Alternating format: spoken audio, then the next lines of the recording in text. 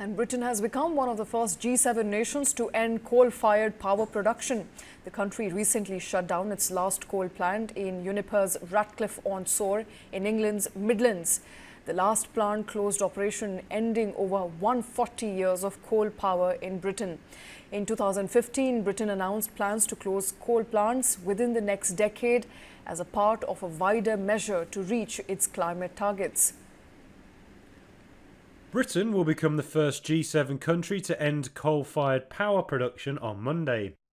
It sees the closure of its last plant, Uniper's Ratcliffe-on-Soar in England's Midlands, ending more than 140 years of coal power in Britain.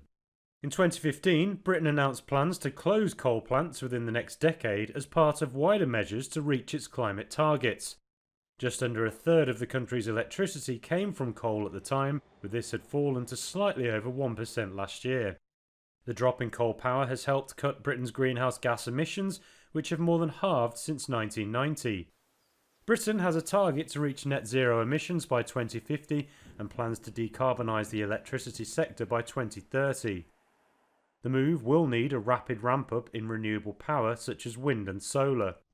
Emissions from energy make up around 3/4 of total greenhouse gas emissions.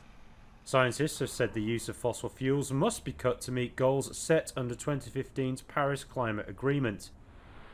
The G7 major industrialised countries agreed at a meeting this year to end coal power in the first half of the next decade.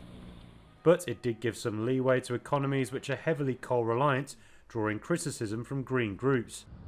Coal power still makes up more than a quarter of Germany's electricity and over 30% of Japan's power.